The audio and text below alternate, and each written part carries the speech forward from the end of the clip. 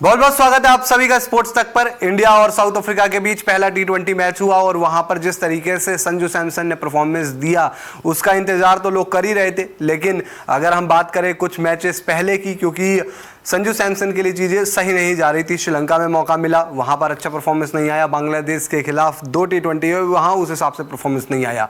लेकिन बांग्लादेश के खिलाफ जो उन्होंने आखिरी टी20 में 100 लगाया उसके बाद सब कुछ बदल गया। भाई बात होने लगी कि संजू सैमसन के अंदर जो पोटेंशियल है वो अब दिख रही है। संजू सैमसन को कभी मौके ना मिलने के लिए बात होती थी, फिर कहा जाता था कि अब मौके मिल रहे हैं, आप परफॉर्मेंस क्यों नहीं दे रहे हो। लेकिन संजू सैमसन ने कहा कि 100 से काम नहीं चलेगा, 100 और ले लो। और उन्होंने इंडिया साउथ अफ्रीका के बीच जो पहला टी20 मैच हुआ उसमें 100 जड़ दिया। तो उसके बाद हर जगह तारीफ हुई और हर कोई यही कह रहा है कि संजू सैमसन जबरदस्त तरीके से छा रहे हैं और अब यही चलने दो। ऐसे में संजू सैमसन को लेकर ये भी चर्चा चलती रहती है कि क्या वो सिर्फ एक फॉर्मेट के खिलाड़ी हैं। कभी हम देखते हैं कि उन्हें टी20 में मौका मिलता है तो वनडे में नहीं मिलता, वनडे में मिलता है तो टी20 में नहीं मिलता।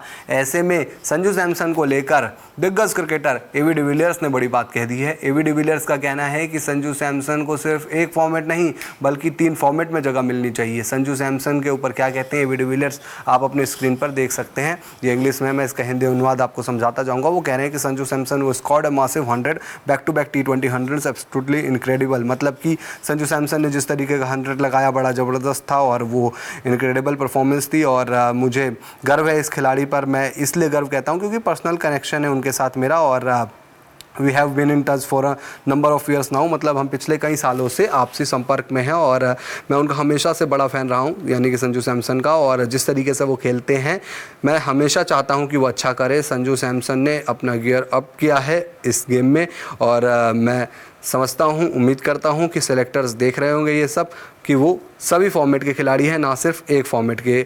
आई want to see this guy play all the formats, यानी कि मैं चाहता हूँ कि ये खिलाड़ी सभी फॉर्मेट का हिस्सा हो, हर फॉर्मेट में खेले। I think he is someone who is really really special, someone who can play all the formats in all condition around the world। यानी कि ये वो खिलाड़ी है जो बहुत स्पेशल है, वो खिलाड़ी है जो हर फॉर्मेट में खेल सकता है, वो खिलाड़ी है जो तीनों फॉर्मेट में अपनी जगह बना सकता है। तो मैं चाहता हूँ कि सेलेक्टर देखें, मैं उम्मीद करता हूँ सेलेक्टर्स देखें और उनको तीनों फॉर्मेट में खिलाएं। तो संजू सैमसन के लिए ये बात की एबी डिविलियर्स ने। और आप जानते हैं कि संजू सैमसन किस तरीके के खिलाड़ी हैं। आप IPL में उनको देखते हैं, ज़बरदस्त परफॉर्मेंस हर साल आती रहती है। बाकी कप्तान है वो राजस्थान रॉयल्स के, इस बार फिर से वो राजस्थान रॉयल्स की ही कप्तानी करते नजर आएंगे। और इसके अलावा इंडियन टीम में जो बात हो रही थी ना कि उनकी जगह कैसी बनेगी, क्योंकि हमें पता था कि भाई ओपन करते हैं वहाँ पर शुभमन गिल और यशस्वी जायसवाल, तो संजू सैमसन की जगह कैसे बन पाएगी। लेकिन कुछ सीरीज़ ऐसी हुई, कुछ मैचेस ऐसे हुए जहाँ पर अवेलेबल नहीं थे खिलाड़ी और वहाँ फिर संजू सैमसन को ये पता लग गया था कि आपको मौके मिलेंगे। और संजू सैमसन को पता था कि अगर इन मौक़ों को भी ज़ाया कर दिया तो आगे पता नहीं कब मौका आएगा। तो एक मैच बीत चुका है यहाँ पर साउथ अफ्रीका में, 3 टी20 और बाकी है। संजू सैमसन कर दो कमाल इन बचे हुए टी20 मैचेस में। तो आपको क्या लगता है कि तीनों फॉर्मेट में संजू सैमसन को जगह मिलनी चाहिए, या फिर अभी आप ये भी बता सकते हैं कि भाई संजू सैमसन टी20 में है, क्या वनडे में भी उनको मौका दे दो। तो कमेंट बॉक्स में अपनी राय जरूर बताइए। वीडियो पसंद आया लाइक कीजिए, शेयर कीजिए। आप लोग स्पोर्ट्स तक को सब्सक्राइब कर नोटिफिकेशन की घंटी बजा दीजिए। वीडियो अगर आप हमारे फेसबुक पेज पर देख रहे हैं तो फेसबुक पेज को लाइक और फॉलो जरूर कर लीजिए।